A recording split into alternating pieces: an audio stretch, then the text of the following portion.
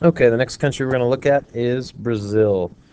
Brazil is the largest country in South America, um, near the Indian Ocean. It's also the most populated country.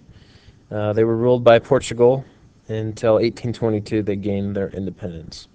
So the biggest industry in Portugal is agriculture.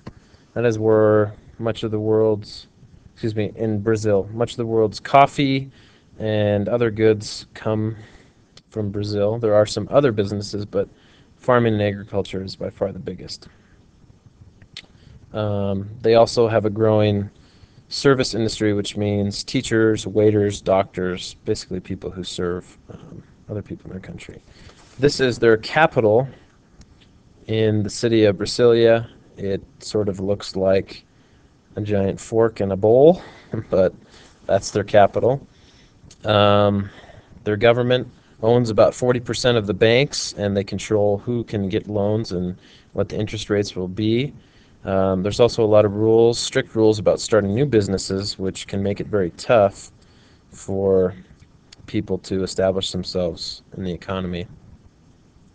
It's also hard to fire workers in their economy. Um, People in Brazil offer a wide variety of goods and services. Prices are usually set by the local owners, sometimes the government. Um, Most of the service industries like electricity, telephone, internet, most of those services are provided by private companies, but they must have their prices reviewed by the government to make sure that they're charging a fair price.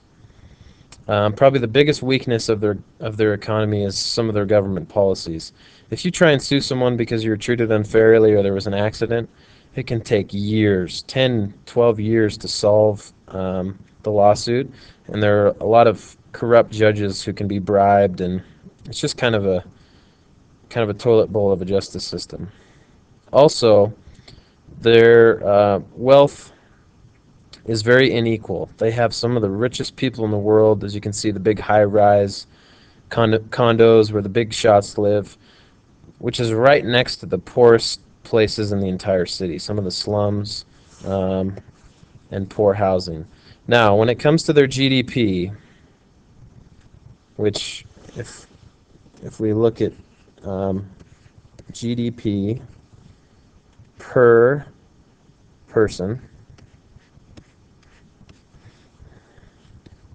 it only comes out to about 6,000 US dollars. So as far as the amount of goods they produce divided by the number of people they have, Brazil is a somewhat poor nation. Not the toilet bowl by any means, but definitely not one of the top in the world today.